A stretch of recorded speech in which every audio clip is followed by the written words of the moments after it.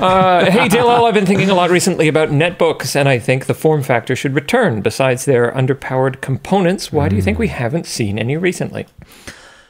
You know, that's a funny question. The usability issues with netbooks went beyond the slow hardware, because that's something that is totally solved at this point. You could make a high performance computer in the form factor of an Acer Aspire 1 at this point. Throw like a AMD APU in there or something like that. I mean, look at the size of something like the Steam Deck. Absolutely, you could make a netbook. But for me, the usability issue with the netbook was less to do with the performance with those crappy Intel Atom CPUs, and it was more to do with the usability of it. It's not like the form factor doesn't still exist. Like, companies like GPD essentially specialize in building products that address that market. Like, look at this. Here's the WinMax 2024 edition here. Let's just fire that up. I'm gonna click an ad.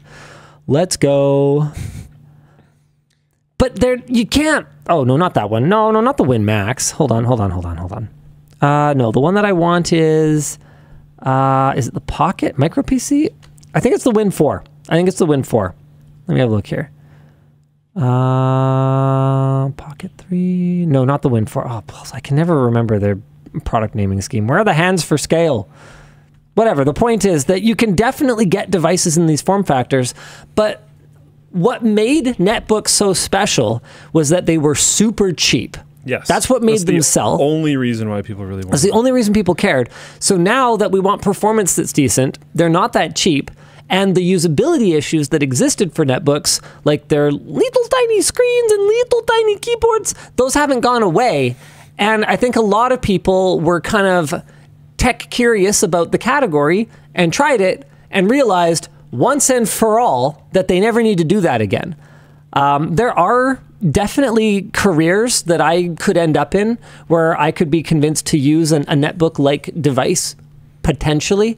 There was one really cool one that I think was from GPD that had an input on it so that you could actually use it as a display and keyboard and mouse for a device, like as a mobile technician or something like that. That'd be pretty cool. Oh, that'd be so cool.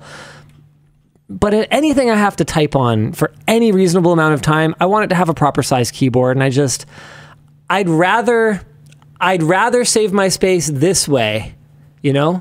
And have a keyboard, then save my space this way and not be able to type on the device. Because you have to put the battery in it either way. It's going to have a certain internal volume if you want to have reasonable battery life.